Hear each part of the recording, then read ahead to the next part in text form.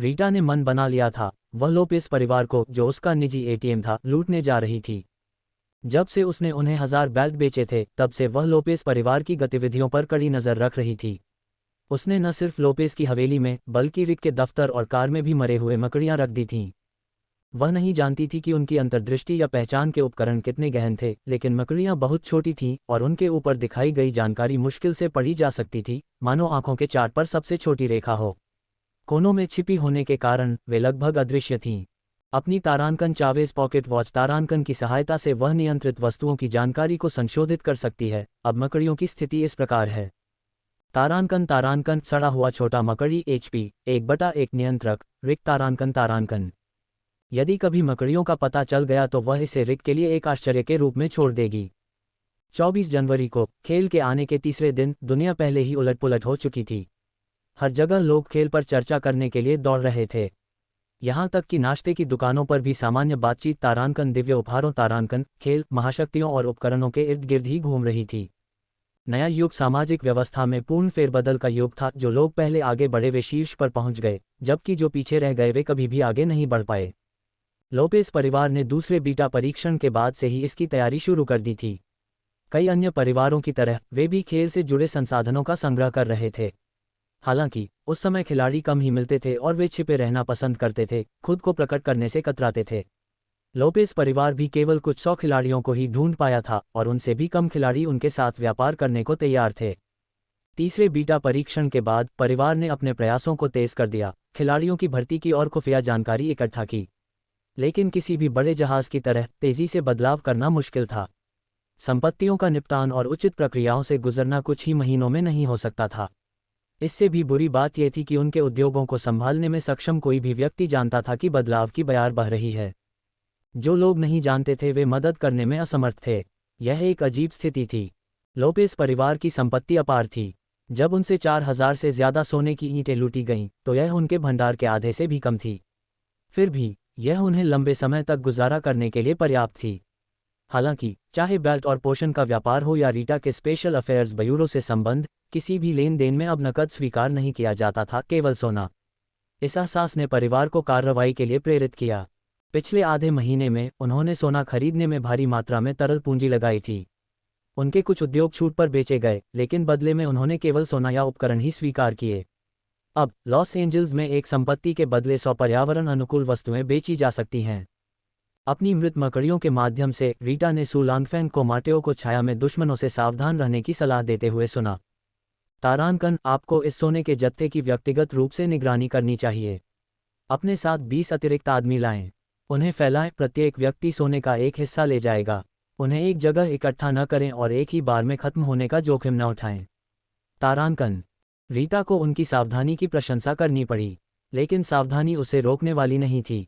उसकी योजना उन सबको एक साथ खत्म करने की थी। भले ही माटेओ खुद सतर्क था, रीटा को पूरा भरोसा था कि वह उसे सीधे खत्म कर सकती है। साम्राज्य के बारे में अपडेट के लिए बने रहें। ये खबर सुनते ही रीटा ने तुरंत अपनी सारी योजनाएं रद्द कर दीं। वह घर पर ही रही, औषधियां बनाती रही और मकड़ियों पर नजर रखती रही। सू लैंगफेंग की योजनाएं सुनने के बाद उसने अपनी मकड़ी को लोपेस हवेली से बाहर झाड़ियों में भेज दिया। लोपेस परिवार का स्टाफ के प्रशिक्षण में बारीकी पर ध्यान सराहनीय था। जैसे ही कोई युवा मालिक जाने की योजना बनाता, ड्राइवर कार इंतजार में लगा देता। मैटियो किसी भी तरह बाहर खड़े होकर कार का इंतजार नहीं कर सकता था, जैसे उसने उबर बुलाए हो। कारों को देखकर मकड़ी बीच वाली कार में घुस गई। उसी समय रिक की कार में छिपी मकड़ी बाहर निकली और अचानक एक वाहन में घुस गई। रीटा को यह निश्चित नहीं था कि माटेओ कौन सी कार लेगा, लेकिन चूंकि सोना वाहनों के बीच विभाजित किया जाएगा, इसलिए इससे कोई फर्क नहीं पड़ता था कि वह किसका पीछा करती है। मध्य रात्रि में एकांत कोनों में किए गए संदिग्ध सौदों के विपरीत, लोपेस परिवार का सोने का आदान प्रदान उनके व्यस्त शहर केंद्र रेस्तरां में दिन के उजाले में दोपहर के भोजन की भीड़ के चरम के दौरान होने वाला था। 24 जनवरी की दोपहर को रीटा अपने सुरक्षित घर में दाखिल हुई। उसने एक लकड़ी का धनुष निकाला और कोने में धीरे से 6 तीर छोड़े, फिर अपने तारांकन भेष बदलने तारांकन के हुनर से एक कमजोर, हड्डीदार बूढ़ी औरत का रूप धारण कर लिया।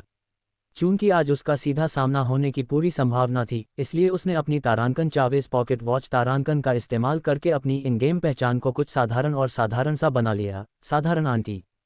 तारानकन फैंटम क्लोक तारानकन को सक्रिय करने के बाद वह लॉस एंजल्स शहर में लोपेस परिवार के रेस्तरां के पीछे के रसोई घर में तारानकन फैंटम शिफ्ट तारानकन हो गई।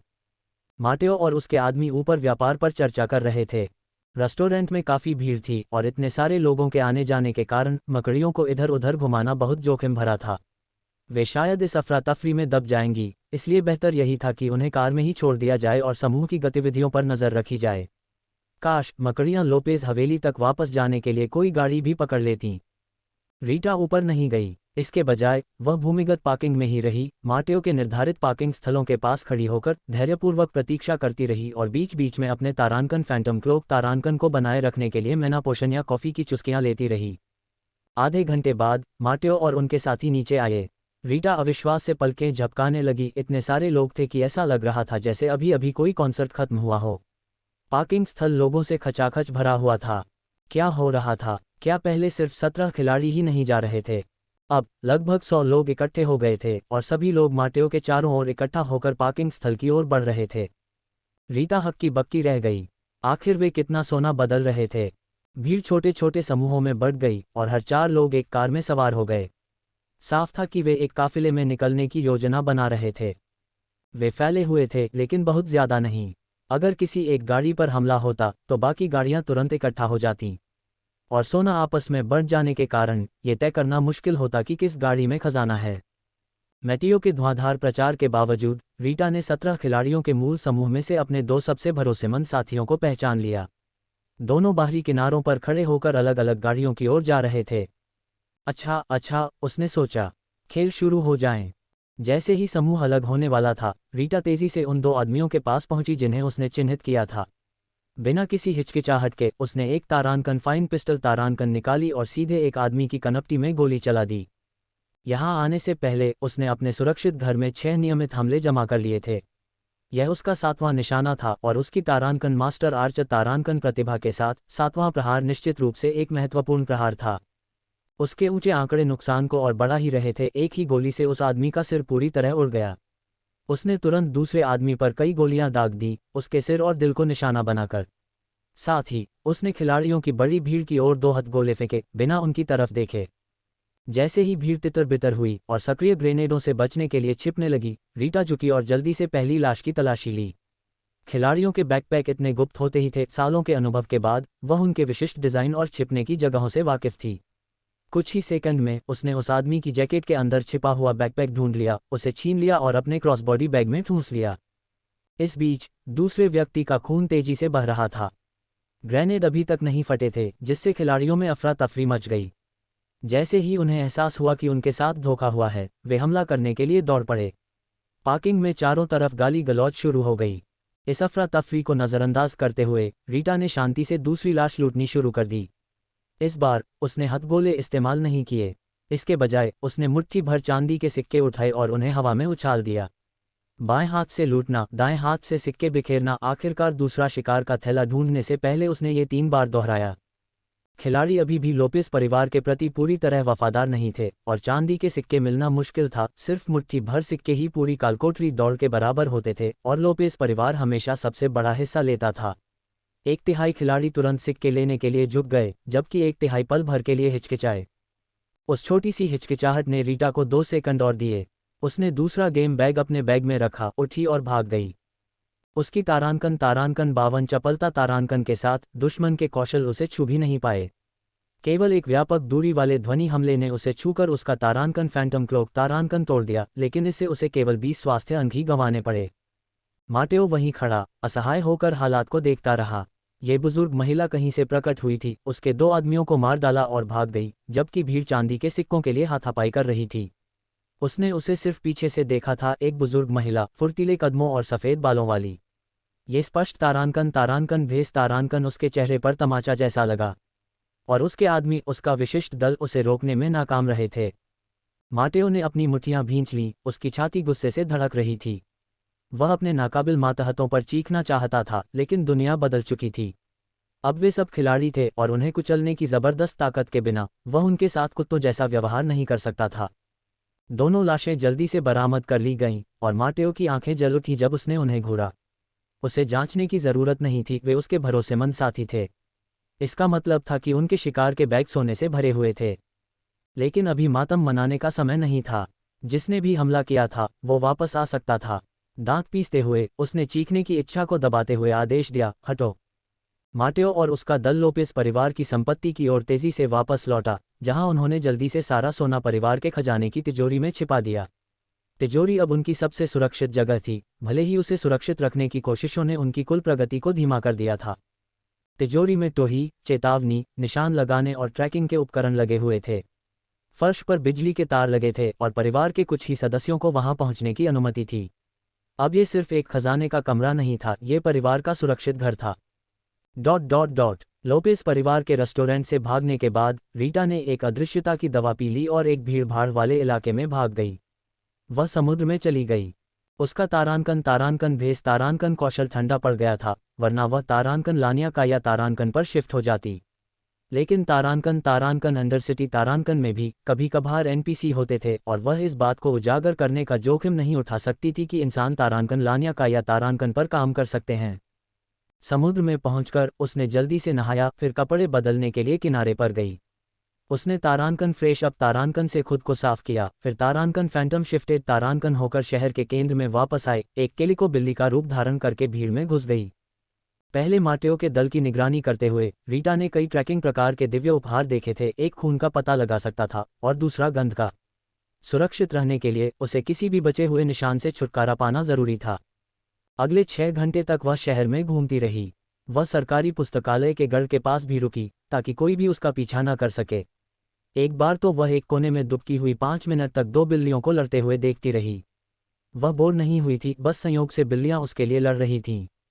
उसने अपने कैलिको फर पर नजर डाली, क्या मैं सचमुच इतनी आकर्षक हूं? बुरा नहीं है। उसे यह अजीब तरह से संतोषजनक लगा।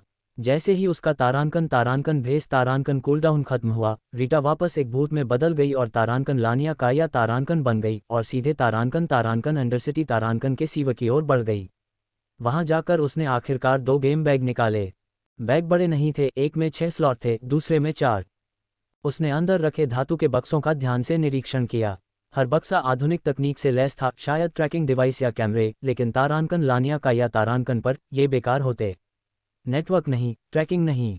फिर भी उसने झुककर सूंघा, उन पर जरूर ट्रैकिंग पोशन लगा था।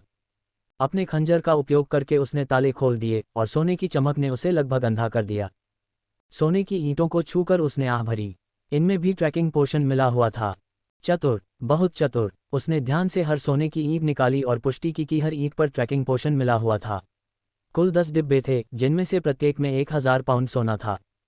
कुल मिलाकर अब उसके पास 12,000 पाउंड सोना था। लोपेस परिवार, आपके उदार दान के लिए धन्यवाद। रीटा जोर से हंस पड़ी। उसके पास पैसों की कमी तो नहीं थी, लेकिन नैतिकता की कमी जरूर थी। माटेओ के हैरान और गुस्से भरे चेहरे के बारे में सोचकर ही उसकी हंसी और भी जोर से फूट पड़ी। सबसे अच्छी बात यह थी कि दर्द अभी खत्म नहीं हुआ था।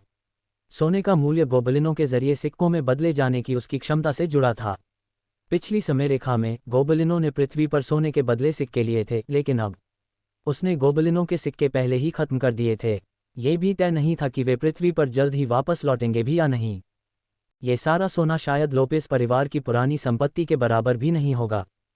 यही वजह थी कि वह लोपेस परिवार को अपनी संपत्ति सोने में बदलने के लिए प्रोत्साहित करने के लिए इतनी उत्सुक थी। बेल्ट और पोर्शन पर थोड़ा नुकसान उठाने से उसे कोई आपत्ति नहीं थी, उन्हें सोने में बदलवाना ही उसकी सबसे बड़ी जीत थी। रीटा के पास अभी तक ट्रैकिंग सॉल्यूशन को बेअसर करने के लिए सही औषधि नहीं थी, लेकिन उसे नुस्खा पता था। यह मध्यवर्ती कीमिया का हिस्सा था। उसने सोने की ईंटों को चुराए गए गेम बैग में वापस पैक किया, उन्हें अपने कंधों पर लटकाया और कीमिया की दुकान की ओर चल पड़ी। वहां उसने तारांकन अपाचे तारांकन को सिगरेट का आधा पैकेट रिश्वत में दिया, उसकी कड़ाही उधार ली और दवा की कई दर्जन बोतलें तैयार कीं।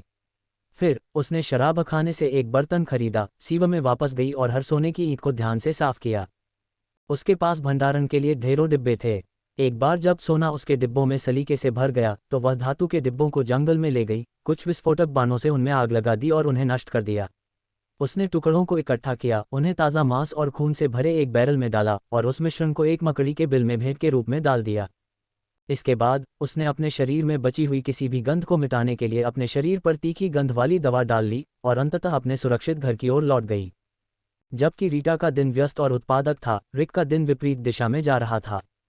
लोपेज के परिवार के सदस्य बेशक किसी बड़ी समस्या से जूझ रहे थे और जोई भी व्यस्त थी। रिक ने इसका फायदा उठाया और चुपके से अपने स्टूडियो में पहुंच गया, जहां उसने सैमुअल से चुपके से मुलाकात की।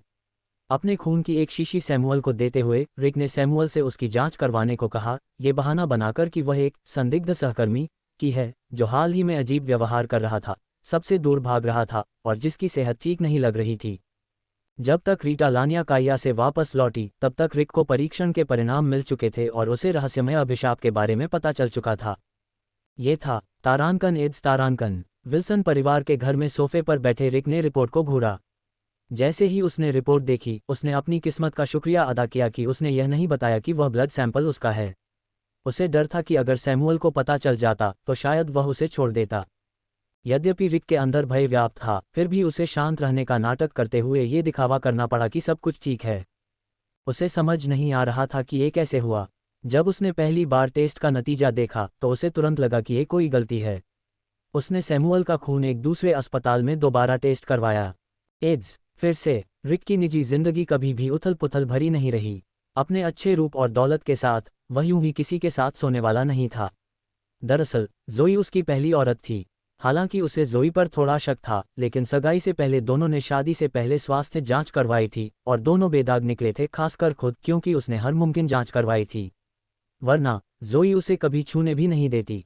रिक ने सोचा तो एक भयावह निष्कर्ष पर पहुंचा, सर्जरी के दौरान ही उसे नपुंसक बनाया गया होगा। कालाबाजारी वाले क्लिनिक ने ही उसे संक्रमित किया होगा। यही तो बात है। लेकिन अगर उसे तब संक्रमण हुआ था तो क्या उसने इसे जोई तक पहुंचाया था? रिक के माथे पर ठंडा पसीना आ गया और उसका शरीर डर से कांपने लगा। वह इसके अंजाम की कल्पना भी नहीं कर सकता था। अगर लोपेज परिवार को पता चल गया कि उसने जोई को ऐसी बीमारी दी है तो उसकी हालत मौत से भी बदतर हो जाएगी। वे उसे कभी जाने नहीं देंगे। इस बीच लोपेज परिवार के पास रिक के ठिकाने के बारे में चिंता करने का कोई समय नहीं था। वे 10,000 पाउंड सोने के नुकसान से उबरने में व्यस्त थे। वे कुरियर को दोष देना चाहते थे, लेकिन कोई इतना मूर्ख नहीं था। दुनिया में अराजकता की स्थिति में बिना सावधानी बरते कौन इतनी कीमती खेप पहुंचाने की इच्छा रखता? और इससे भी बदतर, धनी परिवारों को अधिकारियों पर भरोसा नहीं था। उन्होंने सार्वजनिक हित के नाम पर जब्त या जब्त किए जाने के डर से आधिकारिक माध्यमों से जाने से इनकार कर दिया। आखिरकार यह असंभव तो नहीं था। मुश्किल समय में सबसे पहले अमीरों को ही निचोड़ा जाता है। जब संपत्तियां भौतिक रूप से आपके हाथ में नहीं होती तो सवाल अगर का नहीं बल्कि कब का होता है। लोपेज परिवार बेहद सतर्क था। उन्होंने सुरक्षा के हर तरीके अपनाए थे, परिवहन सुरक्षा, ट्रैकिंग उपकरण, सब कुछ। उनसे छोटे मोटे व्यापारियों की तरह एक बार में कुछ 100 पाउंड सोना ढोते हुए घूमने की उम्मीद नहीं की जा सकती थी। पूरी कहानी सुनने के बाद सुलानफेंग ने माटेओ को डांटा नहीं, बल्कि कहा, परिवार में एक जासूस है। बेहतर होगा कि तुम इसकी जांच करो। जांच स्वाभाविक रूप से परिवार के बाहरी लोगों से शुरू हुई। तो बाहरी लोग किसे माना गया? सह शाखाएं, गैर रक्त संबंधी और वे लोग जिन्होंने बाहर विवाह किया था। जोई ने परिवार से बाहर निकाले जाने के बजाय उसमें विवाह करना चुना था, लेकिन रिक के लिए लोपेज परिवार में विवाह करने के बाद अब उसे तकनीकी रूप से बाहरी माना जाने लगा था। उसके पास मकसद तो था, लेकिन उसे जल्दी ही खारिज कर दिया गया।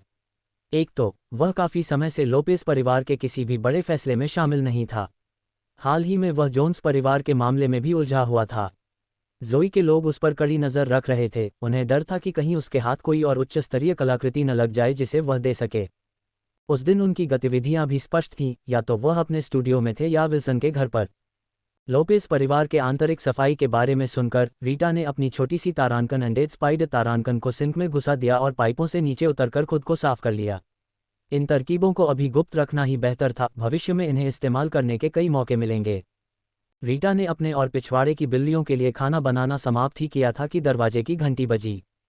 उसने टैटू वाली जगह पर अपनी छाती को दबाया और दरवाजे की ओर जाने से पहले कैटिन को अपने शरीर में वापस ले लिया। वहां 3 परेशान करने वाले व्यक्ति खड़े थे, बूढ़ा लोमड़ी, युवा लोमड़ी और मूर्ख लोमड़ी। सैमुअल का चेहरा उदास था, लेकिन हाल ही में यही उसका स्थायी रूप बन गया था। स्कारलेट पहले की तरह ही चमकदार और जीवंत थी, अब भी एक हंसमुख, विशाल महिला का किरदार निभा रही थी। जहां तक रिक की बात है, उसकी मुस्कान में ज्यादा बदलाव नहीं आया था। वही कोमल, घायल मुस्कान थी जो उसने 9 सेमी वजन कम करने के बाद से पहनी थी। रीटा ने मुस्कुराते हुए उन्हें अंदर आने दिया। क्या तुमने खाना खा लिया? उसने लापरवाही से पूछा, मेज साफ करने की जहमत नहीं उठाई। मेज़ पर कुछ खास नहीं था, किसी भी व्यंजन को 80 से ज़्यादा अंक नहीं मिले।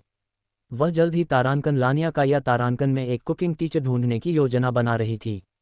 पापा, आजकल आप हमेशा मुंह क्यों बनाए बैठे रहते हैं? अंदर आइए, बैठिए। मैं कुछ और व्यंजन बनाऊंगा।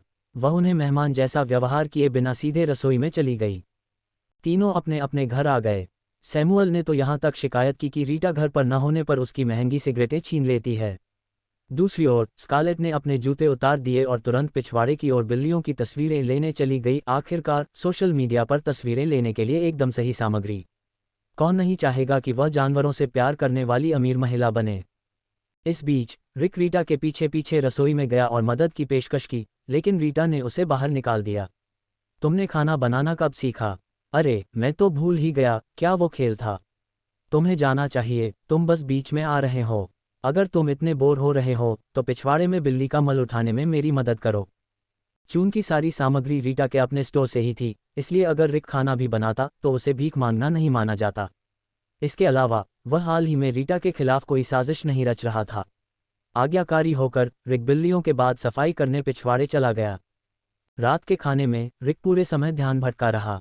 दूसरी ओर रीटा ने रिक के छुए बर्तनों को नज़रअंदाज नहीं किया। फिर भी एक समय स्कारलेट ने गलती से एक तीखी मिर्च चबा ली और खांसने लगी। उसका पेय खत्म हो गया था और पानी ढूंढने की जल्दी में रिक ने उसे अपना वाइन का गिलास दिया। स्कारलेट ने एक पल के लिए उस पर नजर डाली, फिर सहजता से उसे दूर धकेल दिया। कुछ क्षण के लिए रिक का चेहरा काला, ठंडा और भयावह हो गया। रीटा, जो पूरा नज़ारा देख रही थी, समझ गई कि स्कारलेट ने ड्रिंक सिर्फ इसलिए दूर धकेल दी थी क्योंकि उसे सूखी रेड वाइन पसंद नहीं थी। लेकिन रिक की प्रतिक्रिया, वह तो दिलचस्प थी। उसने इस घटना को बाद के लिए टाल दिया, उस पर ज्यादा ध्यान नहीं दिया और जल्दी से अपने गेम के सामान से स्कारलेट को एक गिलास जूस थमा दिया।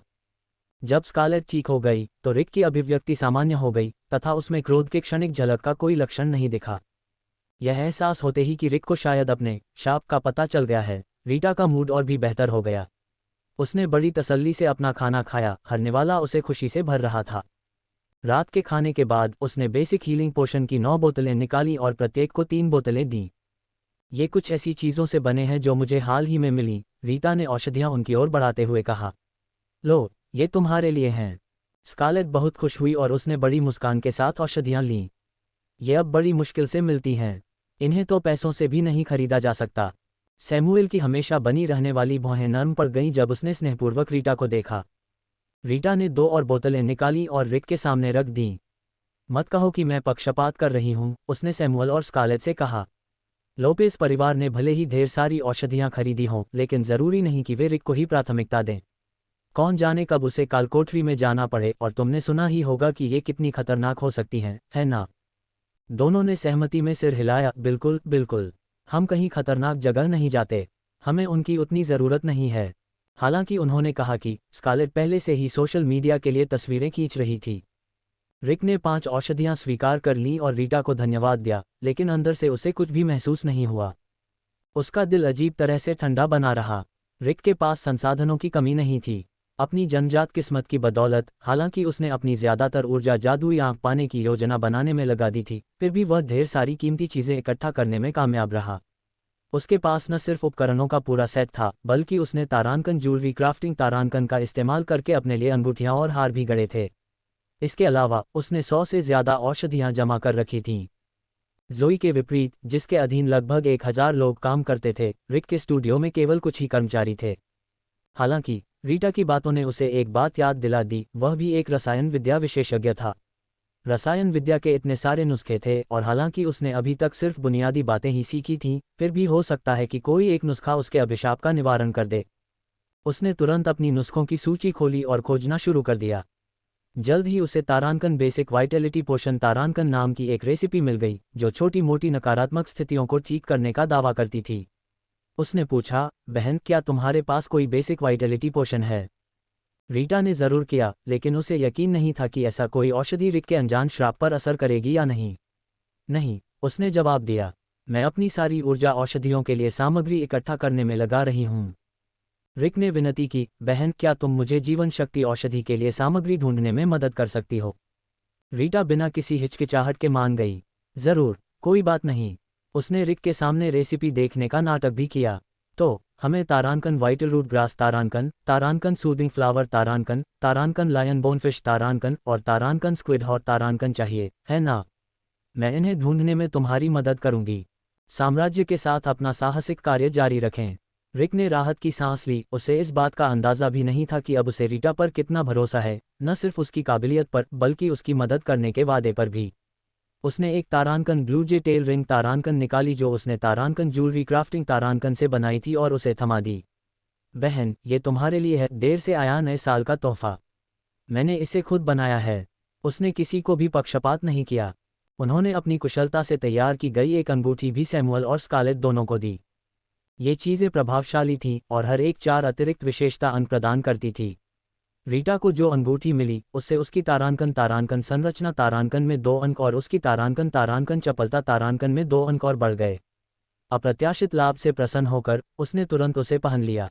उसे आश्चर्य हुआ कि क्या रिक को एहसास हुआ कि उनके रिश्ते में कितना बदलाव आया है। रीटा हमेशा थोड़ा देती थी लेकिन बदले में उसे बहुत कुछ मिलता था। पारिवारिक रात्रिभोज गर्मजोशीपूर्ण एवं सौहार्दपूर्ण था। उनके जाने के बाद रीटा अदृश्य हो गई और तारांकन फैंटम शिफ्ट तारांकन का इस्तेमाल करके उस मरीज के पास गई जिसका उसने पहले संक्रमित खून निकाला था।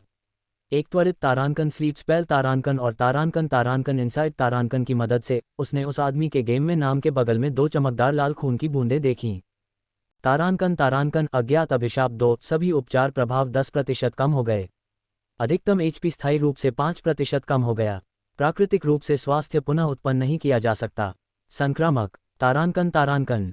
उसने उस आदमी के खून की एक और शीशी निकाली और अगले दिन उसे तारांकन लानिया काया तारांकन के पास ले जाने की योजना बनाई ताकि उसकी शिक्षिका तारांकन अपाची तारांकन उसका विश्लेषण कर सके।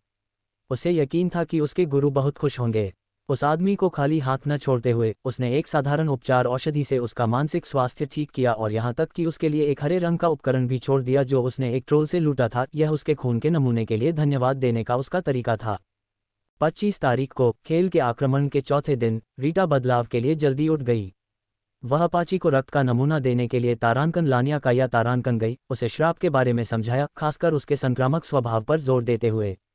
अपाची ऐसी लग रही थी मानो उसने अभी अभी एक नई दुनिया खोजी हो और उत्सुकता से रक्त को अपनी प्रयोगशाला ले गई। अपने काम में खो जाने से पहले उसने रीटा को रसायन विज्ञान संबंधी अंतर्दृष्टि से भरी एक छोटी नोटबुक दी। यह महसूस करते हुए कि आज शायद उसे कोई पाठ नहीं मिलेगा, रीटा ब्लू स्टार में वापस लौट आए और पूरी सुबह कालकोठरी में बिताई तथा सफलतापूर्वक लेवल 1 तक पहुंच गई। जैसे ही उसका स्तर ऊपर हुआ उसे एक सूचना प्राप्त हुई। तारांकन खिलाड़ी ने लेवल रैंकिंग में शीर्ष 100 में प्रवेश किया है। क्या आप अपना नाम छिपाना चाहेंगे? तारांकन। उसने तारांकन नहीं तारांकन चुना। उसका नाम लीडरबोर्ड में सबसे नीचे दिखाई दिया। तारांकन रीता स्तर 0.016% तारांकन। शीर्ष रैंक वाला खिलाड़ी भी लेवल 1 का था लेकिन लेवल 2 तक पहुंचने के 80% से ज़्यादा रास्ते पर पहुंच चुका था। प्रतीक चिन्ह खिलाड़ी के नाम के आगे एक छोटा सुनहरा ड्रैगन के आधार पर रीटा को शक हुआ कि यह खिलाड़ी तारांकन स्पेशल अफेयर्स बयूरो तारांकन का है। बयूरो की विशिष्ट शैली को नज़रअंदाज करना मुश्किल था। उसे अपना स्तर छिपाने का कोई कारण नजर नहीं आया। आखिरकार उसे कालकोठरी में लोपेस परिवार के साथ काम करना होगा, इसलिए अपना स्तर छिपाने का कोई मतलब नहीं था। साथ ही उसे इस बात का भी डर नहीं था कि रिक या लोपेस परिवार को उसकी तेज गति का पता चल जाएगा।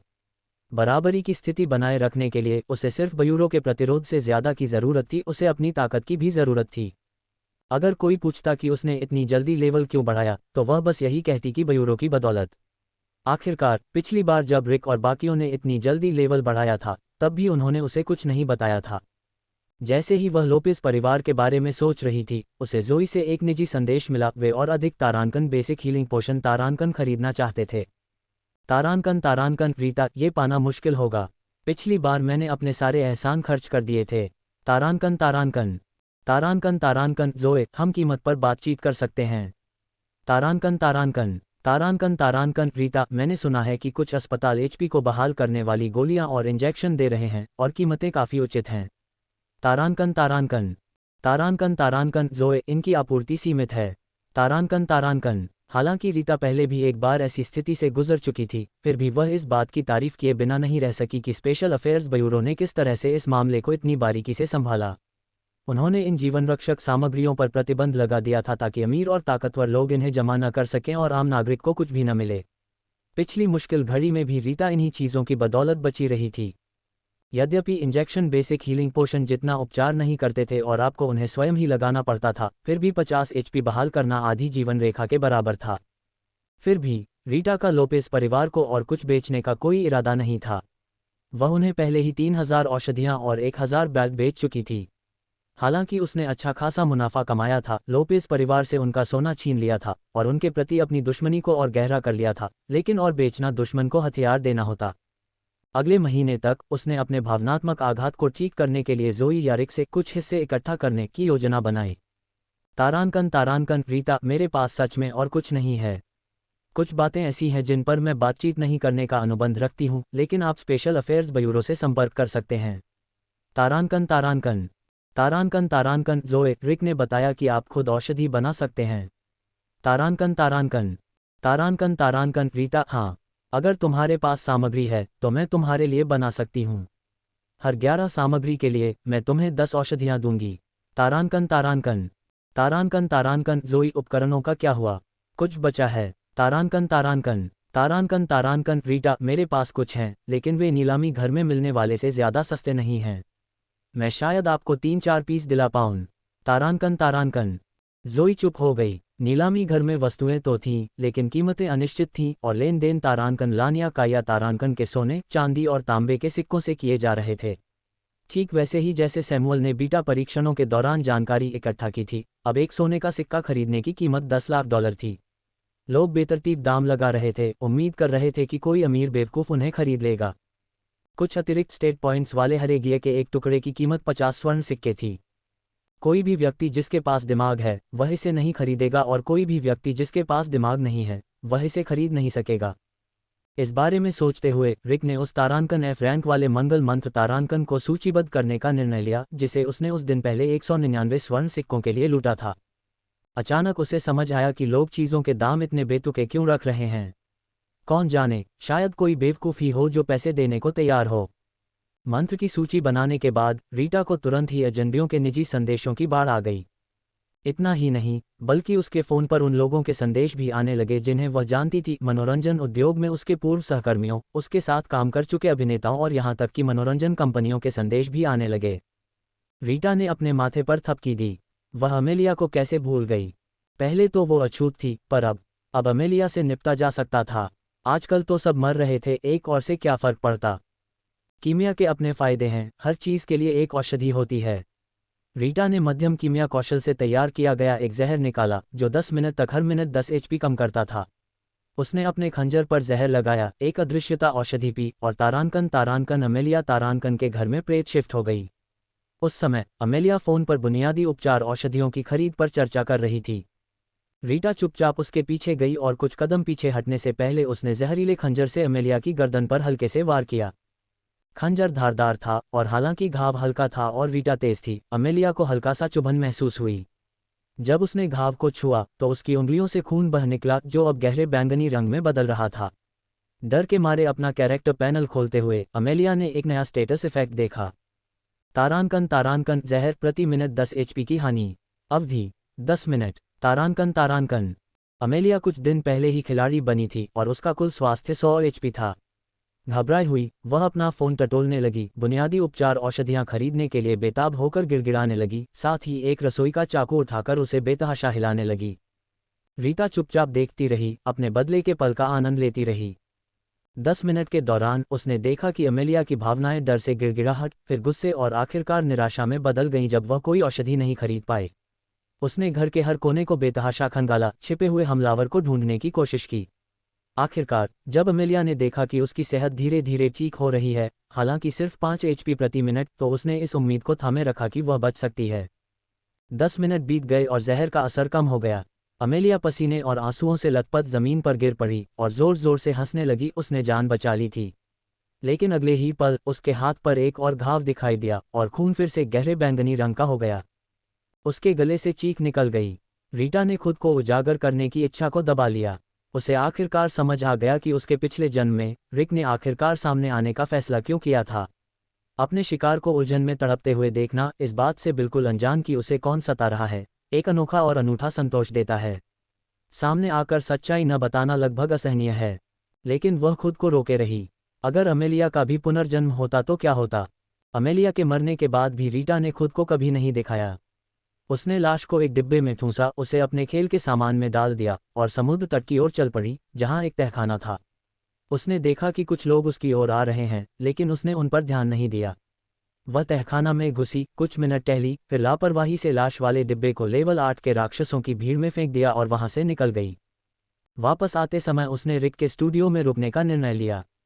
वहां उसने देखा कि जूलियन एक टूटी हुई एक्शन फिगर पकड़े हुए रो रहा है। रीटा ने टूटे हुए बिना हाथ वाले व्यक्ति पर इनसाइट का प्रयोग किया। तारांकन ओटाकू का भगवान अनुबंध वस्तु क्षतिग्रस्त अपने मालिक के प्यार और विश्वास से पैदा हुआ, यह अपने मालिक के लिए लड़ेगा। तारांकन स्वामी तारांकन जूलियन। तारांकन स्तर तारांकन 0। तारांकन शक्ति तारांकन 1। तारांकन संविधान तारांकन 6। एम्पायर पर अध्याय पढ़ें। तारांकन बुद्धिमत्ता तारांकन 8। तारांकन चपलता तारांकन 9। रीटा लगभग हंसते हंसते लोटपोट हो गई। ये जूलियन का भरोसेमंद साथी हुआ करता था, एक ऐसा दुर्जय साथी जो जूलियन की अनोखी चिल्लाने की क्षमता के साथ मिलकर एस रैंक के दिव्य उपहार जितना शक्तिशाली था। लेकिन अब हा वह बेडरूम में गई, जहां उसने तारांकन आरोन तारांकन को बिस्तर पर लेटा हुआ पाया। उसकी आंखों पर पट्टियां बंधी थीं। पट्टियां उन गड्ढों में दबी हुई थीं जहां पहले उसकी आंखें हुआ करती थीं। वह सोच रही थी कि क्या अब वह अंधा होने के बावजूद अपनी दिव्य देन देख पा रहा होगा। तारांकन शीत ऋतु की सांस एस रैंक तारांकन कौशल 1 तारांकन आप सर्दी हैं, निष्क्रिय। आपके सभी कौशल बर्फ से होने वाली क्षति पहुंचाते हैं, जिससे दुश्मन के जमने की 10% संभावना होती है। तारांकन कौशल 2 तारांकन winter drink passive S rank frost dish खाने से फ्रॉस्ट आधारित स्किल्स अनलॉक होने की 4% संभावना होती है। ये पैसिव केवल तभी सक्रिय होता है जब आप हर दिन पहली बार एस रैंक फ्रॉस्ट डिश खाते हैं। तारांकन कौशल 3 तारांकन शीत ऋतु की सांस बर्फ की एक सांस छोड़ता है, जिससे 10 मीटर के दायरे में आप जिन भी लक्ष्यों को जमाना चाहते हैं वे जम जाएंगे। कास्ट समय 2 सेकंड। मन लागत 10%। Cooldown 30 minute. तारांकन कौशल 4 तारांकन शीत ऋतु का अंत वसंत का आगमन स्वास्थ्य बहाल करने के लिए पाले की ऊर्जा को अवशोषित करता है। स्वास्थ्य लाभ के प्रत्येक 10% की बहाली पर 1% मान की खपत होती है। रीटा के लिए एरॉन का दिव्य उपहार देखना पहली बार नहीं था। उसके पिछले जन्म में उसकी क्षमताएं दुनिया के सामने आ चुकी थीं और वह पहले भी उसकी तारांकन शीत ऋतु की सांस तारांकन से जम चुकी थी। एरॉन ने बताया था कि वह हमेशा उसके बारे में सोचता रहता था, जिसकी वजह से उसकी क्षमता में खराबी आ गई और वह उस पर गिर पड़ी। आरोन को देखते ही उसे ईर्ष्या का एहसास हुआ। हालांकि स्थिर रहने की अवधि लक्ष्य के गुणों, स्तर और प्रतिरोध पर निर्भर करती थी और शक्तिशाली दुश्मन केवल 1 सेकंड के लिए ही स्थिर होते थे, इस कौशल की ताकत इन कारकों को नज़रअंदाज करने की क्षमता में निहित थी। किसी महत्वपूर्ण क्षण में 1 सेकंड जीवन या मृत्यु का निर्धारण कर सकता था। यह श्रेणी के दिव्य उपहार उसके तारांकन चोर भगवान तारांकन से कम शक्तिशाली नहीं थे और कुछ के तो नाम भी बेहतर थे। रीटा एक पल के लिए झिझकी। हाथों या कानों के उलट आंखों को बदलकर दृष्टि वापस पाई जा सकती थी। हालांकि ए रैंक वाली जादुई आंख ढूंढना मुश्किल था जो दृष्टि और मूल्यवान कौशल दोनों प्रदान करती हो, लेकिन यांत्रिक आंखें आसानी से मिल जाती थीं। इंटरमीडिएट इंजीनियरिंग उन्हें बना सकती थी, यानी एरॉन कभी भी अपनी दृष्टि वापस पा सकता था।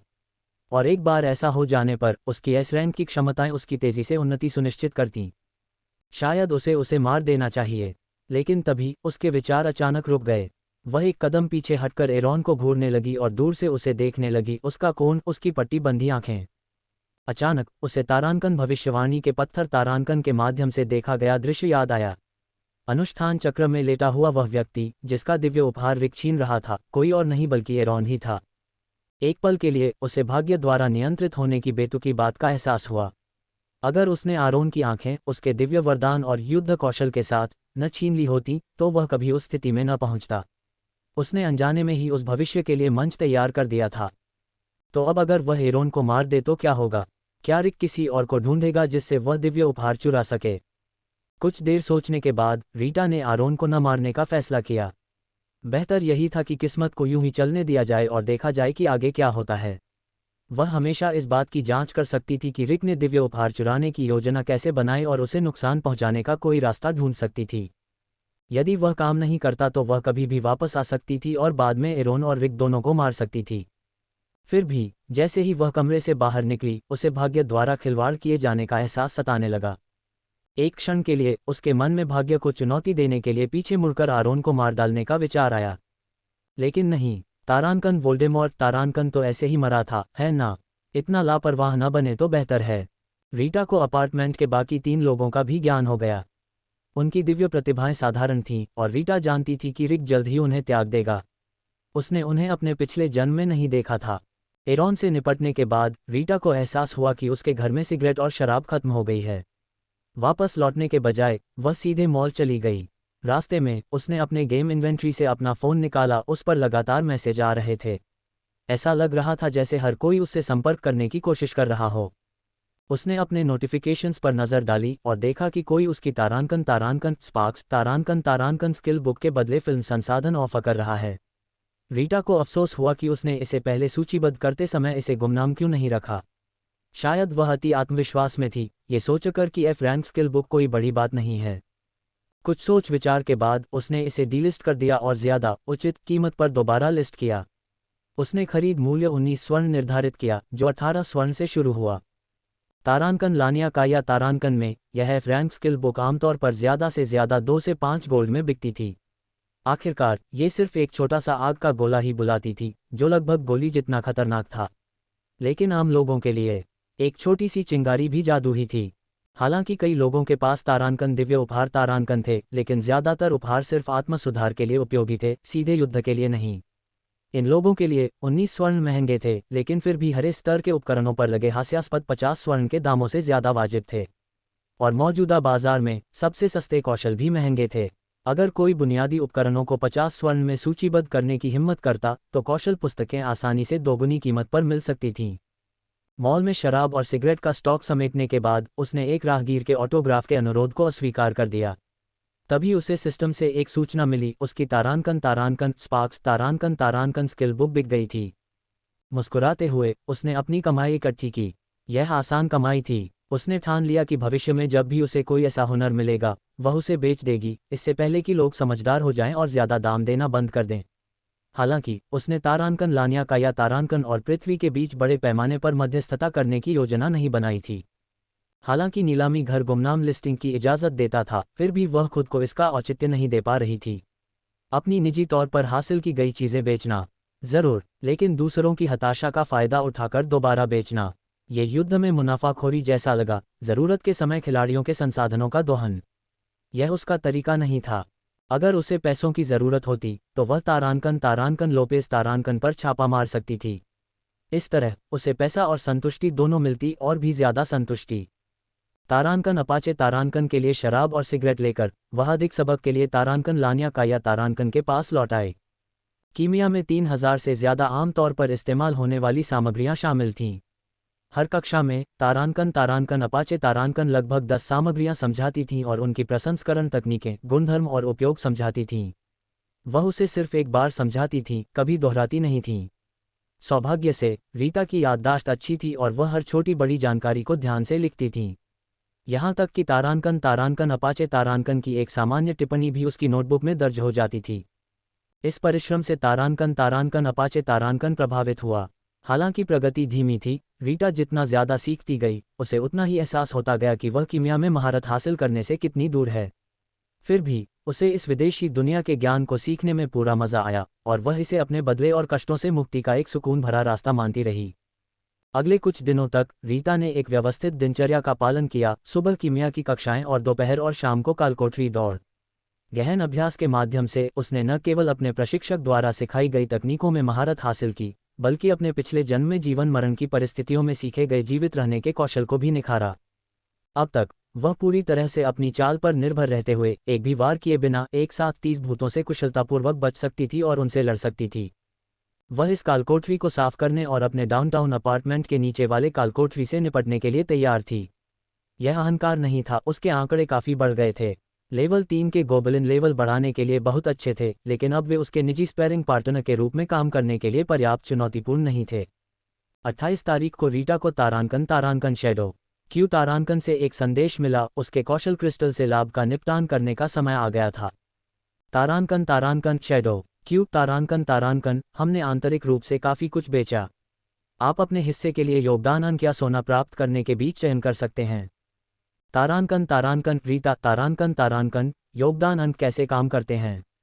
तारांकन शैडो क्यूब तारांकन 30 कौशल क्रिस्टल से आपको एक योगदान बिंदु मिलेगा।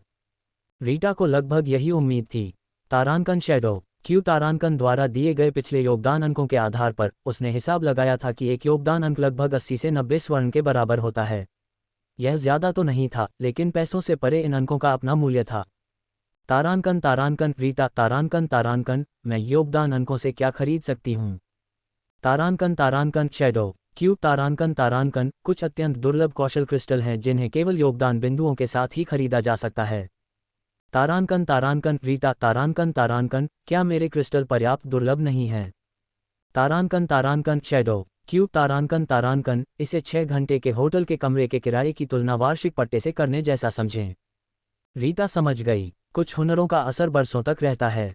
तारांकन रीता तारांकन क्या मैं योगदान अंकों के साथ उपलब्ध वस्तुओं की सूची देख सकती हूँ? तारांकन शैडो क्यूब तारांकन जब आप 100 अंक जमा कर लेंगे तो मैं व्यक्तिगत रूप से आपके पास आकर उन्हें आपके सामने प्रस्तुत करूंगा। तारांकन रीता तारांकन ठीक है, मैं योगदान अंक ले लूंगी। तारांकन छाया प्रश्न तारांकन अपना मेल चेक करो। जबकि तारांकन अनदर हैप्पी डे तारांकन का कूलडाउन केवल 5 घंटे और 4 मिनट का था, रीटा इसे उपलब्ध होते ही तुरंत इस्तेमाल करने के बारे में सख्त नहीं थी।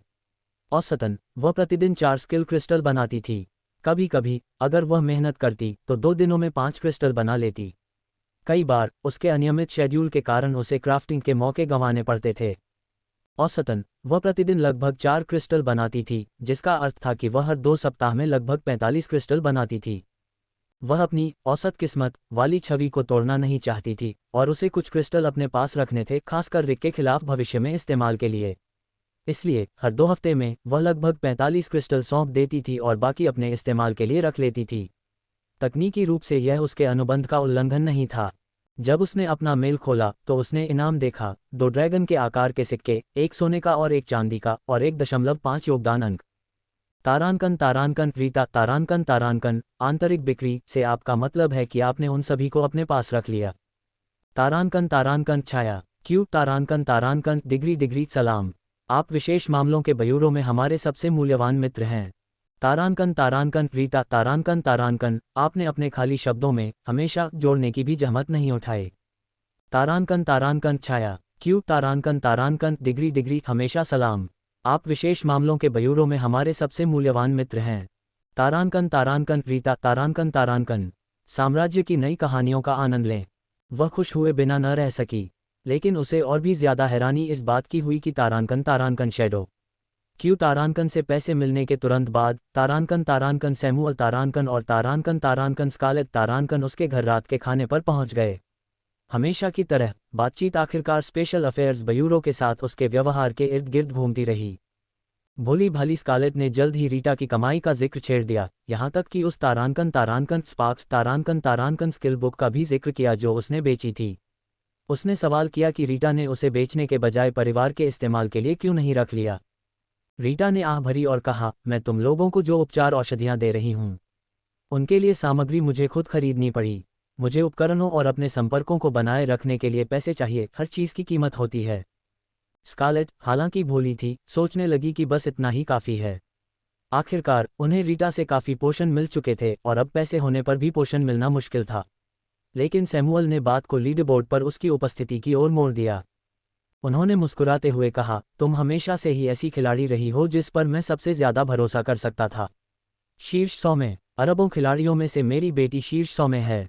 ये बहुत प्रभावशाली है। तुमने ये कैसे किया? जब उसने अपनी झूठ पकड़ने वाली क्षमता को सक्रिय किया और उसका मान धीरे धीरे खत्म होता देख, रीटा ने सोचा कि वह लगातार निगरानी में कैसे जी रही है। उसने जवाब दिया, बस कालकोठरियों में ही तो घूम रहा हूँ। क्या रिक लोपेस परिवार के साथ भी यही नहीं कर रहा है? स्पेशल अफेयर्स ब्यूरो भी कई कालकोठरियों को नियंत्रित करता है। उसकी कही हर बात सच थी। हालांकि सैमुअल को लगा कि वह ज्यादा जानकारी देने से बच रही है, हालांकि उसे नहीं लगा कि वह झूठ बोल रही है। उसने अंदाजा लगाया कि वह बस कालकोठरी की सारी जानकारी नहीं बताना चाहती थी। सैमुअल, जिसने पहले रिक के साथ मिलकर रीटा की जिंदगी में हेर फेर किया था, जल्दबाजी करने वालों में से नहीं था। वह जानता था कि ज्यादा जोर देने से रीटा चुप हो जाएगी। अगर वह चाहता था कि रीटा स्वेच्छा से कालकोठरी की जानकारी साझा करे तो उसे शांत रहना होगा। रीटा ने किसी तरह अपेक्षाकृत शांति से खाना खाया। सैमुअल जब चाहे एक आदर्श पिता बन सकता था, दयालु, विचारशील, उदार, अपनी बेटी का आदर करने वाला, उसकी हर बात ध्यान से सुनने वाला। स्कारलेट ने हमेशा की तरह बेफिक्र होकर सीधे पूछा कि क्या रीटा उसे कालकोठरी दिखाने ले जा सकती है। रीटा ने बिना सिर उठाए सूप पीते हुए जवाब दिया, क्या तुम्हें पता है कि आजकल कालकोठरी में प्रवेश करने के लिए कितना खर्च आता है? उत्सुकतावश स्कारलेट ने पूछा, मैंने सुना है कि एक टिकट की कीमत 10,000 है। क्या ये सच है?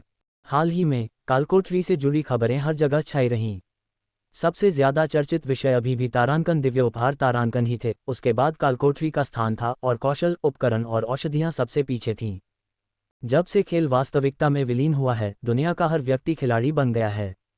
हालांकि शुरुआत में अफरा तफरी मची थी, लेकिन अधिकारियों ने तुरंत कार्रवाई की, उपद्रव मचाने वालों से तुरंत निपटा और जनता का ध्यान हटाने के लिए कालकोठरियों के अस्तित्व की सार्वजनिक घोषणा की। क्या आपके पास मुसीबत खड़ी करने लायक ऊर्जा है? इसे किसी तहखाने में ले जाओ, हो सकता है आपको लूट और गिया भी मिल जाए। सार्वजनिक क्षेत्रों में बने कालकोठरियों का प्रबंधन तारांकन विशेष मामलों के ब्यूरो तारांकन द्वारा निष्पक्ष रूप से किया जाता था। ये रेस्टोरेंट की तरह काम करते थे, लोग अपनी पहचान पत्र के साथ लाइन में लगते थे और जब उनका नंबर आता था तो वे अंदर प्रवेश करते थे। अगर आप दोस्तों के साथ टीम बनाना चाहते थे तो आपको एक साथ लाइन में लगना पड़ता था। चाहे आप कितनी भी देर अंदर रहें, बाहर निकलने के बाद आपको फिर से लाइन में लगना पड़ता था। छोटी काल कोठरियों में 20 लोग रह सकते थे, जिनमें से 19 आम नागरिकों के लिए और आखिरी एक अधिकारी के लिए आरक्षित थी। ये सिर्फ सुरक्षा के लिए नहीं था, बल्कि लोगों को काल कोठरियों पर कब्जा करने या बाहर जाने से रोकने के लिए भी था। इन सार्वजनिक काल कोठरियों के लिए प्रत्येक खिलाड़ी की पहचान सत्यापित की गई थी, जिससे स्केल्पर्स के लिए स्थान बनाए रखना असंभव हो गया। हालांकि निजी संपत्ति पर बने तहखानों में मालिकों ने प्रवेश पर नियंत्रण रखा था। कुछ लोग उन्हें अपने परिवार और दोस्तों से छिपा कर रखते थे, कुछ उन्हें सरकार को किराए पर दे देते थे और कुछ लोग ऊंची टिकट कीमतें वसूल कर प्रवेश शुल्क से कमाई करते थे। ये टिकटें बहुत महंगी बिक रही थीं, यहाँ तक कि सबसे महंगी कॉन्सर्ट सीटों से भी ज़्यादा। लेकिन ये हजारों की संख्या में नहीं था। 3 शुरुआती उपचार औषधि या 3 चांदी के सिक्के आपको अंदर ले जा सकते थे। रीटा ने समझाया, हर एंट्री के लिए 3 हीलिंग पोशन या 3 चांदी के सिक्के हैं। अगर तुम्हारे पास ये हैं तो मैं तुम्हें घुमाने ले जा सकती हूँ, लेकिन लड़ाई के बारे में भूल जाओ।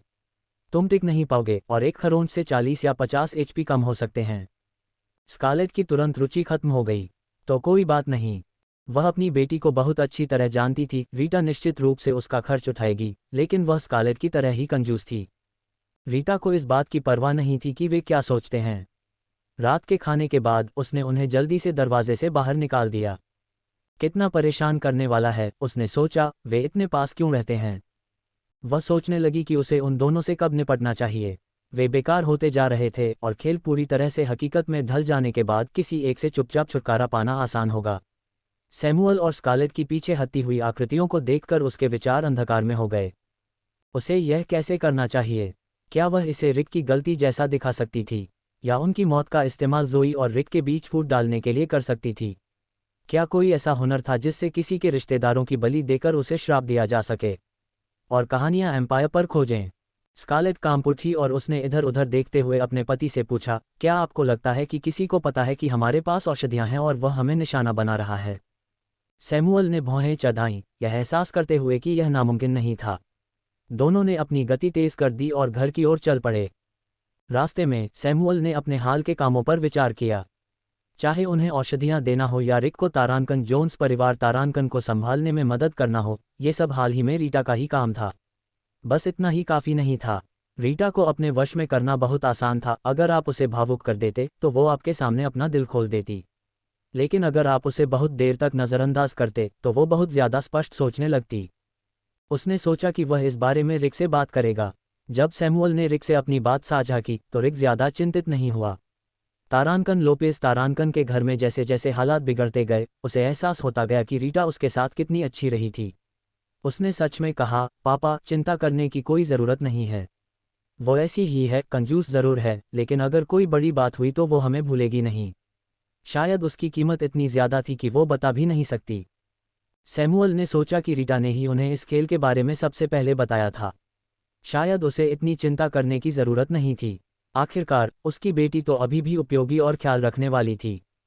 रिक ने आगे कहा, लीडरबोर्ड पर शीर्ष 10 में सभी तारांकन स्पेशल अफेयर्स ब्यूरो तारांकन से हैं और उसका तारांकन दिव्य उपहार तारांकन बहुत उपयोगी है। शायद वे उसे शक्ति स्तर पर ले जा रहे हैं। ऐसा कोई तरीका नहीं है जिससे हम इसमें शामिल हो सकें। सैमुअल ने सिर हिलाया। ठीक है, जब तक तुम्हें पता है। वैसे, क्या तुमने उस आदमी को अपनी वर्कशॉप से निकाल दिया? किसी गंदी बीमारी से ग्रस्त व्यक्ति को अपने साथ क्यों रखते हो? तुम संक्रमित नहीं होना चाहते। रिक ने अपना फ़ोन कसकर पकड़ लिया। कुछ बुदबुदाते हुए उसने जल्दी से फ़ोन रख दिया। उसे डर था कि अगर वह लाइन पर रहा तो नियंत्रण खो देगा। उसे सबसे ज़्यादा डर इस बात का था कि ज़ोई किसी भी पल आ सकती है और सब सुन सकती है। पिछले कुछ दिनों से रिक को ज़ोई के साथ कुछ गड़बड़ होने का गहरा एहसास हो रहा था। उसकी भावनाएं, अविश्वास, निराशा, गुस्सा और डर सब कुछ बहुत जाना पहचाना था। कल रात ज़ोई मुश्किल से सो पाए। रिक को महसूस हो रहा था कि वह पूरी रात उसकी पीठ पर नज़र रखे हुए है। एक बार तो ज़ोई ने उसे देखने के लिए उसकी पैंट भी नीचे खींच दी थी। तभी उसे कमरे में उसकी ठंडी हंसी गूंजती सुनाई दी, तिरस्कार, विश्वासघात और उपहासपूर्ण क्रोध का मिश्रण। इससे रिक को बिस्तर से कूदकर बाहर निकलने का मन हुआ, लेकिन उसने खुद को स्थिर रहने के लिए मजबूर किया। आज सुबह वही खिलाड़ी जिसने अपनी दिव्य प्रतिभा को तारांकन अंतर्दृष्टि तारांकन प्राप्त की थी, फिर से उनके घर आया। रिक जानता था कि इस बार वे उसके नाम के आगे लगे तारांकन अज्ञात श्राप तारांकन की जांच कर रहे थे। खिलाड़ी के जाने के बाद ज़ोई काफ़ी देर तक सोफे पर अकेली बैठी रही। खाना पकाने का अभ्यास करने का बहाना बनाकर रिक रसोईघर में भाग गया, जहां उसने सैमुअल का फ़ोन उठाया। फ़ोन रखने के बाद रिक ने शांति से खाना बनाना जारी रखा। उसने स्टेक को पलटा, उस पर थोड़ा शहद लगाया और एक छोटी सी धुन गुनगुनाई। रसोई के बर्तनों के प्रतिबिंब में वह देख सकता था कि कोई व्यक्ति बहुत दूर नहीं खड़ा है और उसे देख रहा है। ज़ोई को अपने घर में अजनबी लोगों का रहना पसंद नहीं था, इसलिए जब तक उसे किसी चीज़ की ज़रूरत न हो, घर में केवल वह और रिक ही होते थे। अपने अंदर उठ रहे भय को दबाते हुए रिक ने एक सज्जन, निर्दोष व्यक्ति की भूमिका निभाना जारी रखा। उस रात ज़ोई ने अचानक रिक को गले लगाया और कहा कि वह एक बच्चा चाहती है। उस क्षण रिक का दिल ठंडा पड़ गया, लेकिन साथ ही उसे एहसास हुआ कि वे दोनों कितने एक दूसरे के लिए एकदम उपयुक्त थे, स्वर्ग में बनी जोड़ी। वह अच्छी तरह जानता था कि ज़ोई क्या सोच रही है। वह पहले उसे संक्रमित करना चाहती थी और फिर उसे बीमारी देने के लिए फंसाना चाहती थी। इस तरह वह उसे बांध लेगी, उसके अपराधबोध का इस्तेमाल करके उसे नियंत्रित करेगी, उसे अपने लिए काम करने पर मजबूर करेगी। साथ मिलकर वे उसकी किस्मत और अपनी ताकत का इस्तेमाल करके धीरे धीरे पूरे तारांकन लोपेस तारांकन परिवार को अपने वश में कर सकते थे। आखिरकार वह भी यही सोच रहा था। वह किसी भी तरह तारांकन लोपेस तारांकन परिवार में किसी को भी इस बारे में पता नहीं चलने देगी। ठीक वैसे ही जैसे वह तारांकन विल्सन तारांकन परिवार को बताने की हिम्मत नहीं करेगा। वे सचमुच स्वर्ग में बनी जोड़ी थे। रिक ने बनावटी खुशी से ज़ोई को गले लगाया और प्यार से उसके बालों को चूमा। ये तो कमाल है। भाड़ में जाओ। 1 मार्च की सुबह रीटा अपने विला से निकली, थोड़ी देर गाड़ी चलाकर एक ऑफिस बिल्डिंग में दाखिल हुई। उसने अपनी तारांकन हंटर आई तारांकन स्किल को एक्टिवेट किया ताकि उसका पीछा कर रहे लाल बिंदु को हटाया जा सके। 26वीं मंजिल पर पहुंचकर उसने एक शांत कोना ढूंढा और ब्लू स्टार से बाहर निकल गई। यह इमारत वाइट परिवार की थी और 27वीं मंजिल के दूर कोने में एक छिपा हुआ तहखाना था। पिछली जिंदगी में वाइट परिवार को इसे खोजने में 1 महीना लगा था। उस दौरान इमारत में कुछ कंपनियां इसे छिपाकर गुप्त रूप से इस्तेमाल कर रही थीं। अंततः उनके लालच के कारण संघर्ष हुआ और जब स्थिति बिगड़ गई तो वाइट परिवार ने हस्तक्षेप किया और कंपनियों के साथ कठोरता से पेश आते हुए अन्य लोगों को चेतावनी दी कि वे उनकी संपत्ति के साथ छेड़छाड़ न करें। रीटा को उम्मीद थी कि लोपेज परिवार के लोग उसका पीछा करते हुए उसे ढूंढ लेंगे। क्या लोपेज उसे बेचकर वाइट परिवार के साथ सहयोग करेगी? रीटा को इसकी संभावना कम ही लगी। ये लेवल 1 का कालकोठरी था जिससे तुरंत पैसा कमाना आसान था और लोपेज परिवार इस मौके को हाथ से जाने नहीं देना चाहता था। भले ही उन्होंने उसे श्वेत परिवार के साथ सहयोग करने के लिए बेच दिया हो, जब तक वह रंगे हाथों पकड़ी नहीं जाती, श्वेत परिवार उसके खिलाफ कदम उठाने की हिम्मत नहीं करेगा, खासकर तब जब उसका संबंध तारांकन विशेष मामलों के ब्यूरो तारांकन से था। कुछ ही दिनों में उसके गुरु तारांकन अपाची तारांकन ने उसके द्वारा दिए गए रक्त के नमूने की बदौलत उल्लेखनीय प्रगति कर ली थी। खास तौर पर अपाची ने कई तरह के जहर विकसित कर लिए थे। जहां तक इलाज की बात है, अपाची ने कहा, हमें और अधिक डेटा नमूनों की आवश्यकता है। किसी भी निष्कर्ष पर पहुंचने के लिए मुझे और अधिक प्रयोग करने होंगे। अपाची ने हाल ही में परीक्षण के लिए सफ़ेद बंदरों का एक समूह खरीदा है। अच्छी खबर यह थी कि अपाची के सभी ज्ञात सूत्रों के ज्ञान के आधार पर कोई भी तारांकन अज्ञात अभिशाप तारांकन का निवारण नहीं कर सकता था। जब रीटा ने ये सुना तो उसे तसल्ली हुई। जब वह अपाची की कुछ कामों में मदद कर रही थी तो उसने देखा कि उसके गुरु आज अच्छे मूड में लग रहे थे। इसलिए उसने सिगरेट का एक पैकेट दिया और पूछा, गुरु, क्या मैं आपसे कीमिया से जुड़ी कोई बात पूछ सकती हूँ? अपाची ने अपरिचित सिगरेट की खुशबू ली और जवाब दिया, पूछो।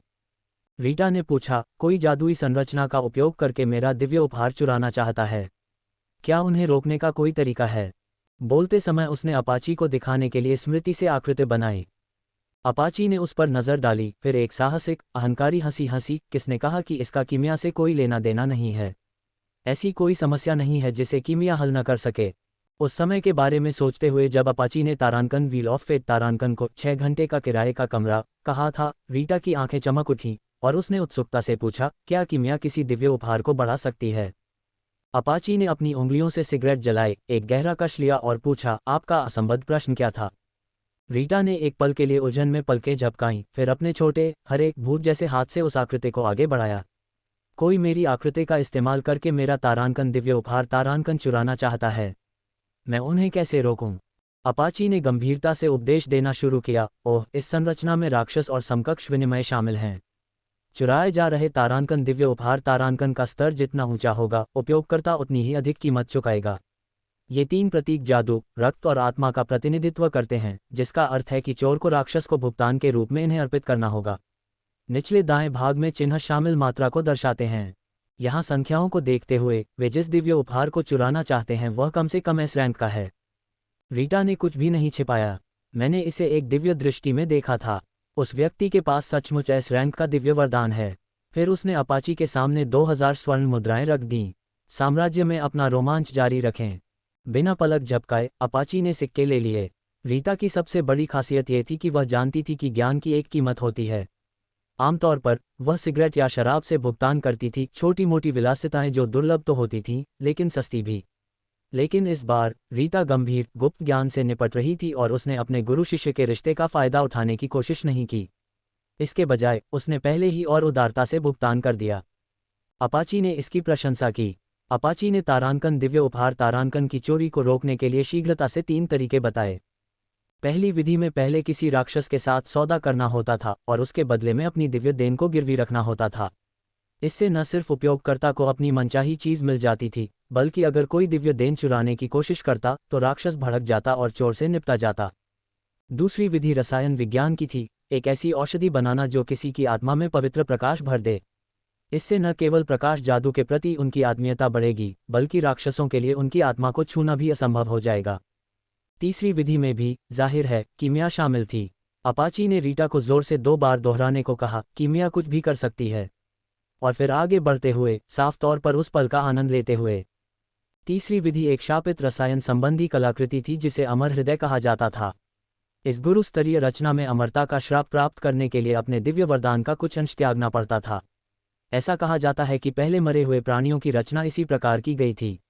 आजकल मरे हुए प्राणियों में सच्ची अमरता नहीं रही, लेकिन इस कलाकृति का अभी भी मूल्य है।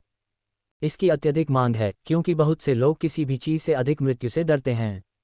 एक बार जब तारांकन दिव्य उपहार तारांकन का एक हिस्सा बलिदान कर दिया जाता तो अगर कोई उसे चुराने की कोशिश भी करे तो वह पूरी चीज नहीं ले पाएगा। और सबसे जरूरी बात, कोई भी, यहाँ तक कि राक्षस भी, एक ही व्यक्ति से दोबारा चोरी करने की कोशिश नहीं कर सकता था। चोर को केवल अधूरा तारांकन दिव्य उपहार तारांकन ही मिलेगा और फिर भी उसे राक्षस से किया अपना वादा पूरा करना होगा। 2000 सोने से बहुत सारी जानकारी मिली, यहाँ तक कि लानिया काया के बारे में भी। अपाची ने न सिर्फ तरीके समझाए, बल्कि रीता को हर एक के बारे में विस्तृत निर्देश भी दिए। सिस्टम ने आवाज लगाए, तारांकन डिंग, तारांकन तारांकन तारांकन। अपाची ने आपको दानव ज्ञान सिखाया है, डार्क डील्स। तारांकन तारांकन तारांकन। अपाची ने आपको मास्टर कीमिया नुस्खा सिखाया है, मोचन का शब्द। तारांकन तारांकन तारांकन। अपाची ने आपको मास्टर कीमिया नुस्खा सिखाया है, हॉट ऑफ द अनडाइंग। तारांकन तारांकन मास्टर लेवल कीमिया शब्द देखकर रीटा ने तुरंत खुद कलाकृति बनाने का विचार छोड़ दिया। उसने पूछा कि क्या अपाची के पास कोई तारांकन हॉट ऑफ द अनडाइंग तारांकन या तारांकन वर्ड ऑफ रिडेम्पशन तारांकन स्टॉक में है। बिना किसी हिचकिचाहट के अपाची ने सोने के मिश्रण की एक शीशी निकाली। 499 सोना, उसने कहा। फिर उसने एक दिल के आकार का काला रत्न निकाला। 1999 सोना। रीता, आप भ्रष्ट हो गए हैं। लानिया काइया के ये लोग बुरे हो गए हैं। रीटा को लोपेस परिवार से अभी अभी 10,000 पाउंड सोना मिला था और वह इसे खरीद सकती थी। उससे भी ज़्यादा ज़रूरी बात यह थी कि तारांकन अंडाइन का दिल तारांकन बिल्कुल वही था जिसकी उसे ज़रूरत थी। अगर इससे रिक को तकलीफ हो सकती है तो 2,000 सोना कुछ भी नहीं था। जैसे ही वह पैसे देने वाली थी, उसे ख्याल आया कि कितनी सारी कीमियागिरी के नुस्खों में सोने की ज़रूरत होती है। उसने पूछा, क्या आप सोना लेंगे? अपाची ने सिर हिलाया, इसकी ज़रूरत नहीं है। बिना किसी हिचकिचाहट के रीता ने 2,500 सोने के सिक्के सौंप दिए। रीता ऐसी ही थी, पुनर्जन्म के बाद भी कुछ आदतें छोड़ना मुश्किल था। जब कोई उसके साथ अच्छा व्यवहार करता तो वह बदले में उदारता दिखाती। पिछले जन्म में उसने अपनी आधी कमाई विल्सन परिवार को दे दी थी। हालांकि रिक और सैमुअल कभी संतुष्ट नहीं हुए थे, फिर भी जो लोग उसके कामों को जानते थे वे सभी उसे उदार समझते थे, कुछ तो उसे मूर्ख भी कहते थे। उसने अपाची के साथ भी वैसा ही व्यवहार किया। बात भरोसे की नहीं थी। रीटा के मन में अपाची जैसा गुरु, जो उसे दुर्लभ ज्ञान सिखाने को तैयार था, एक ऐसा अवसर था जिसे पैसों से नहीं खरीदा जा सकता था। अपाची जो भी कीमत लेता, रीटा बिना ये सोचे कि नीलामी घर में वह सस्ती मिलेगी या नहीं, चुका देती। अपाची ने बहुत खुश होकर पैसे स्वीकार कर लिए।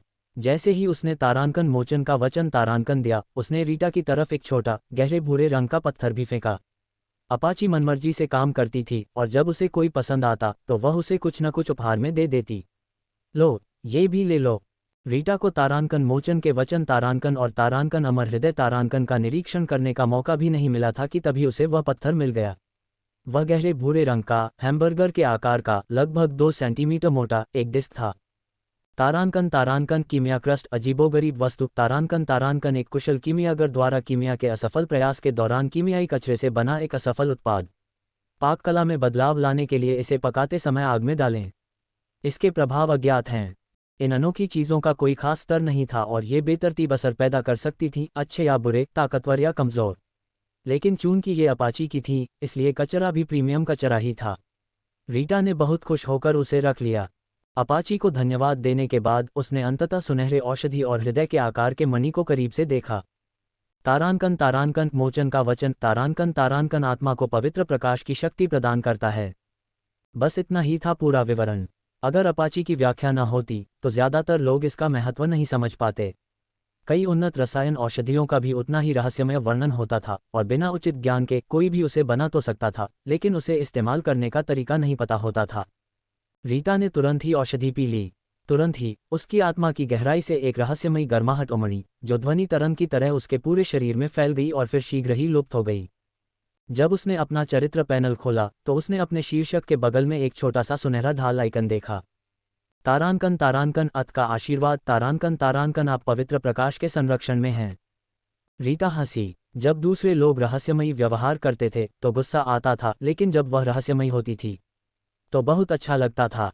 संतुष्ट होकर उसे अचानक याद आया कि अपाची ने उसके इस सवाल को टाल दिया था कि क्या कीमिया किसी दिव्य वरदान को बढ़ा सकती है। क्या उसने नहीं कहा था कि ऐसी कोई समस्या नहीं जिसका समाधान कीमिया न कर सके?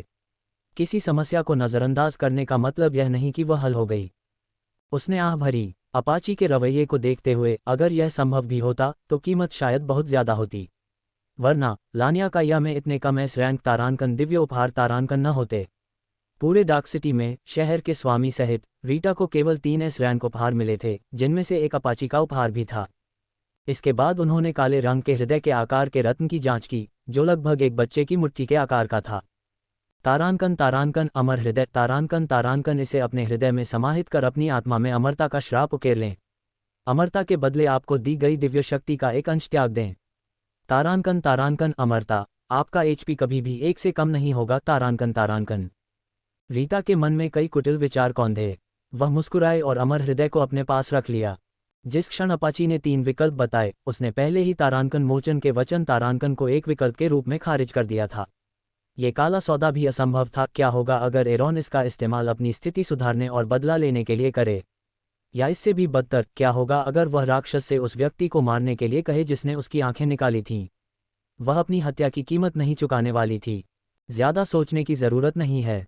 शापित मणि ही सबसे अच्छा विकल्प था। अगर एरॉन को इससे किसी तरह फायदा हुआ और वह अमर हो गया तो वह इसे उसकी आंखें लेने का मुआवजा मान सकती थी। आज वह कितनी दयालु संत थी। सबसे परेशान करने वाली समस्या का समाधान हो जाने के बाद रीटा नीलामी घर में खोजबीन करती रही। उसने अपने विला में कालकोठरी के द्वार को छिपाने के लिए कुछ खरीदने के बारे में सोचा, लेकिन कीमतें बहुत ज्यादा थीं। सबसे सस्ता विकल्प कुछ 100 सोने का था, जो उसके लायक नहीं लग रहा था। आखिरकार छत पर बना कालकोठरी अगले 6 महीनों तक ही मूल्यवान रहेगा, उसके बाद वह बेकार हो जाएगा। तब तक उसने कुछ राजनीतिक लाभ के लिए इसे अधिकारियों को सौंपने की योजना बना ली थी। वास्तव में वह कुछ महीनों में इसे विशेष मामलों के ब्यूरो को सौंप सकती हैं। वह सैमुअल और स्कारलेट के लगातार उसके पास मुफ्त भोजन के लिए आने से तंग आ चुकी थी, हालांकि उसके पिछवाड़े में बिल्लियों की समस्या को हल करना उसके लिए और भी कठिन था। रीटा फिर दौड़कर कीमिया की दुकान पर गई और काल्पनिक उपन्यासों में पढ़ी एक बात बताई, एक पोर्टेबल छिपी हुई जगह। उसने पूछा कि क्या ऐसा कुछ होता है। अपाची ने उसे अजीब नज़रों से देखा, मानो उनके लिए उसकी नाप ले रहा हो। हाँ, एक महान स्तर की इंजीनियरिंग रचना, एक जादुई घर। आप नियम बना सकते हैं ताकि कोई इसे ना पा सके। एक खरीदना चाहोगी?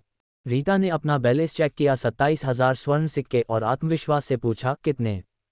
अपाची ने जवाब दिया, इसे बनाने में एक महान इंजीनियर को 2 साल लगे।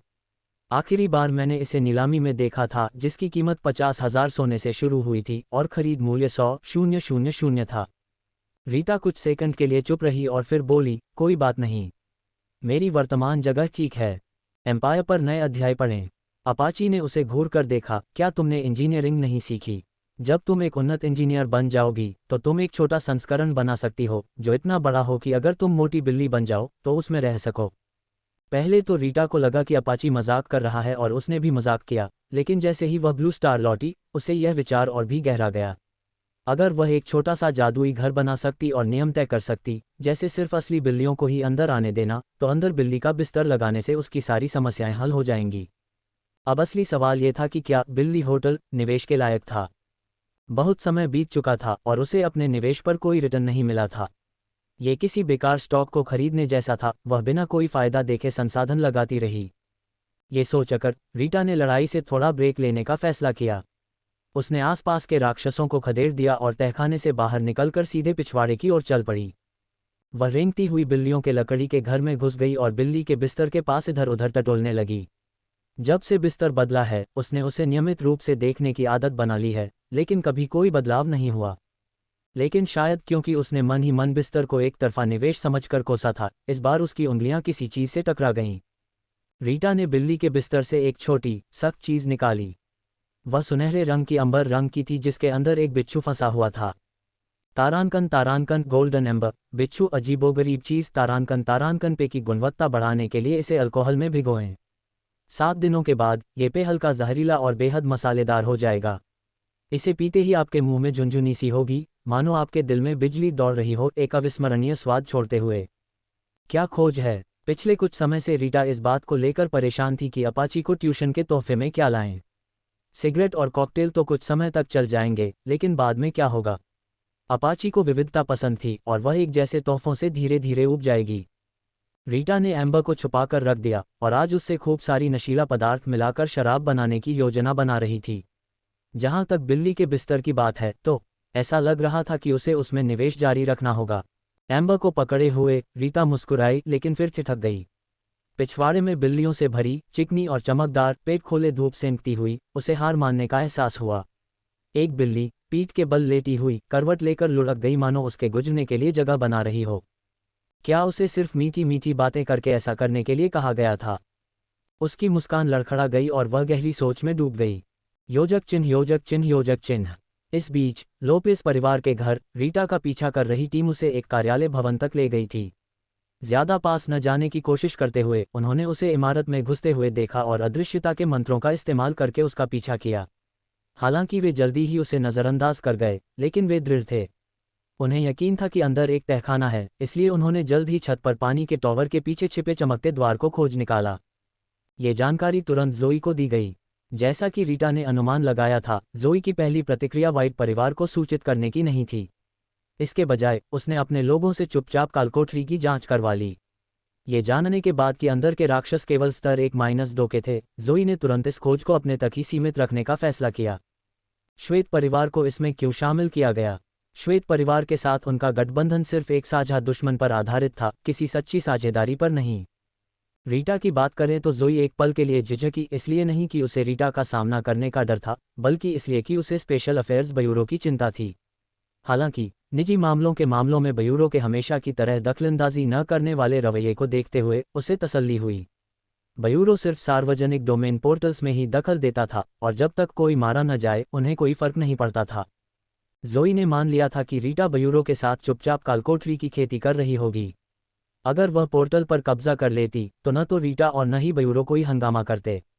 चूंकि पोर्टल असल में उन दोनों में से किसी का भी नहीं था, इसलिए जो भी उसे ले लेता उसके लिए यह एक खुला खेल होता। इसे ध्यान में रखते हुए जोई ने अपनी टीम को कालकोठरी पर कब्जा करने के लिए भेजा।